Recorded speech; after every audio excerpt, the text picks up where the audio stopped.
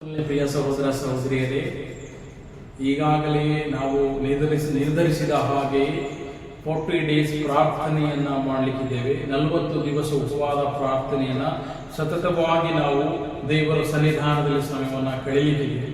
ಈ ಉಪವಾಸ ಪ್ರಾರ್ಥನೆಯನ್ನ ಮಾಡುವಾಗ, ಉಪವಾಸ ಪ್ರಾರ್ಥನೆ ಎನ್ನುವಾಗ ನಮ್ಮನ್ನು ನಾವು ತಗ್ಗಿಸಿಕೊಳ್ಳುವಂತಹದ್ದಾಗಿದೆ. Humbling before the God in God. ನಾವು ಉಪವಾಸ ಪ್ರಾರ್ಥನೆ ಮಾಡುವುದರಿಂದ ದೇವರು ನನ್ನ ಜೀವಿತದಲ್ಲಿ, ನಮ್ಮ ಕುಟುಂಬದ ಜೀವಿತದಲ್ಲಿ ಆತನ ಪ್ರಸನ್ನನಾಗಲಿಕ್ಕೆ ಸಾಧ್ಯ. ಉಪವಾಸದಿಂದ ಮಾಡಿದ ಪ್ರಾರ್ಥನೆಯಿಂದ ನಮ್ಮ ಕುಟುಂಬದಲ್ಲಿ ಅನೇಕ ಬದಲಾವಣೆಗಳನ್ನು ನೋಡಲಿಕ್ಕೆ ಸಾಧ್ಯ. ನಮ್ಮ ಜೀವಿತದಲ್ಲಿ ಅನೇಕ ಬದಲಾವಣೆಗಳನ್ನು ನೋಡಲಿಕ್ಕೆ ಸಾಧ್ಯ. ಉಪವಾಸ ಪ್ರಾರ್ಥನೆ ಮಾಡುವುದರಿಂದ ದೇವರು ಪ್ರಸನ್ನನಾಗಲಿಕ್ಕೆ ಸಾಧ್ಯ. ನಮ್ಮ ಜೀವಿತದಲ್ಲಿ ಅನೇಕ ಅದ್ಭುತಗಳನ್ನು ನಾವು ನೋಡಲಿಕ್ಕೆ ಸಾಧ್ಯ.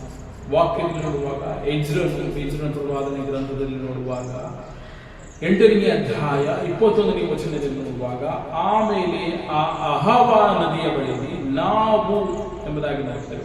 ಉಪವಾಸದಿಂದಿದ್ದು ಟುಗೆದರ್, ಕುಟುಂಬದವರಾಗಲಿ ಸಭೆಯವರಾಗಲಿ ನಾವು ಉಪವಾಸದಿಂದಿದ್ದು ನಮ್ಮ ದೇವರ ಮುಂದೆ ನಮ್ಮನ್ನು ತಗ್ಗಿಸಿಕೊಂಡು ನಮಗೂ ನಮ್ಮ ಮನೆಯವರಿಗೂ ನಮ್ಮ ಎಲ್ಲಾ ಆಸ್ತಿಗೂ ಪ್ರಮಾಣದಲ್ಲಿ ಶುಭವನ್ನು ಕೇಳಿಕೊಳ್ಳಬೇಕೆಂದು ಪ್ರಕಟಿಸಿದ್ದೀವಿ ಎಂಬುದಾಗಿ ನೋಡ್ತೇವೆ.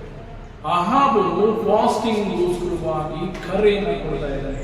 ನಾವೆಲ್ಲರೂ ಅಹಾಬ ನದಿಯ ಬಳಿಯಲ್ಲಿ ಉಪವಾಸವಾಗಿದ್ದು ಕರ್ತನ ಸನ್ನಿಧಾನದಲ್ಲಿ ಪ್ರಾರ್ಥನೆಯನ್ನ ಮಾಡಬೇಕಿಲ್ಲ.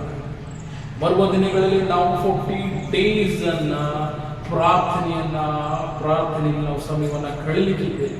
23ನೇ ವಚನದಲ್ಲಿ ನೋಡುವಾಗ, ನಾವು ಈ ಕಾರಣದಿಂದ ಉಪವಾಸ ಮಾಡಿ ದೇವರನ್ನು ಪ್ರಾರ್ಥಿಸಲು ಆತನು ನಮಗೆ ಪ್ರಸನ್ನನಾದನು ಎಂಬುದಾಗಿ. ನಾನು ನೀನು ಉಪವಾಸವಾಗಿದ್ದು ಪ್ರಾರ್ಥನೆ ಮಾಡಿದಾಗ ದೇವರು ಪ್ರಸನ್ನನಾಗಲಿಕ್ಕೆ ಸಾಧ್ಯ.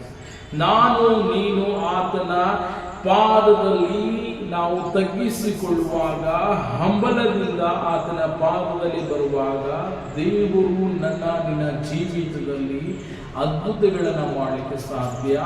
ಆತನು ನಿನ್ನ ಜೀವಿತದಲ್ಲಿ ಆತನ ಪ್ರಸನ್ನನಾಗಲಿಕ್ಕೆ ಸಾಧ್ಯ ಎಂಬುದಾಗಿ ನಾವು ನೋಡ್ತೇವೆ.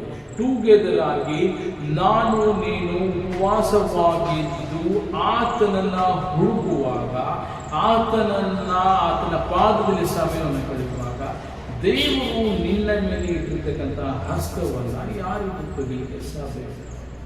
ನೀನು ಉಪವಾಸವಾಗಿದ್ದು ಆತನ ಸನ್ನಿಧಾನದಲ್ಲಿ ಆತನ ಹುಡುಕುವ ಮಗನು ಮಗಳಾಗಿರುವಾಗ ದೇವರು ನಿನ್ನ ಎಲ್ಲಾ ಪ್ರಾರ್ಥನೆಗಳನ್ನ ಕೇಳಿ ಆತನ ಉತ್ತರಿಸಲಿಕ್ಕೆ ಸಾಧ್ಯ. ಎಜ್ರನ ಪ್ರವಾದನೆ ಗ್ರಂಥ 8ನೇ ಅಧ್ಯಾಯ 23ರಲ್ಲಿ ನೋಡುವಾಗ, ಉಪವಾಸ ಮಾಡಿ ದೇವರನ್ನ ಪ್ರಾರ್ಥಿಸಲು ಆತನು ನಮಗೆ ಪ್ರಸನ್ನನಾದನೆಂಬುದಾಗಿ. ಉಪವಾಸವಾಗಿದ್ದು ಪ್ರಾರ್ಥನೆಯನ್ನು ಮಾಡಿದಾಗ ದೇವರು ಪ್ರಸನ್ನನಾಗಿದ್ದನ್ನ ನಾವು ನನ್ನ ಜೀವಿತದಲ್ಲಿ, ನನ್ನ ಕುಟುಂಬದ ಜೀವಿತದಲ್ಲಿ ದೇವರು ಪ್ರಸನ್ನನಾಗಬೇಕಾ. ನಾನು ನೀನು ಉಪವಾಸವಾಗಿದ್ದು ಪ್ರಾರ್ಥನೆಯನ್ನು ಮಾಡಬೇಕಾಗಿದೆ. ನಾನು ನೀನು ಆತನ ಸನ್ನಿಧಾನದಲ್ಲಿ ತಗ್ಗಿಸಿಕೊಳ್ಳಬೇಕಾಗಿದೆ. ನಾನು ನೀನು ಆತನ ಸನ್ನಿಧಾನದಲ್ಲಿ ಹಂಬಲಾಗಬೇಕಾಗಿದೆ. ನಾನು ನೀನು ಆತನ ಸನ್ನಿಧಾನದಲ್ಲಿ ಪ್ರಾರ್ಥನೆಯ ಸಮಯವನ್ನು ಕಳೆಯಬೇಕಾಗಿದೆ. ನಾನು ನೀನು ಆತನನ್ನು ಹುಡುಕುವಂತಹ ಮಗನು ಮಗಳಾಗಬೇಕಾಗಿದೆ. ಹಾಗಾಗಿ ನಿರ್ಧಾರವನ್ನು ತೆಗೆದುಕೊಳ್ಳೋಣ. ನಮ್ಮನ್ನು ನಾವು ನಿರ್ಧರಿಸಿಕೊಳ್ಳೋಣ. ಉಪವಾಸದಿಂದ ಆತನ ಸನ್ನಿಧಾನದಲ್ಲಿ ಬರಲಿಕ್ಕೆ ನಾವು ಪ್ರಯತ್ನವನ್ನು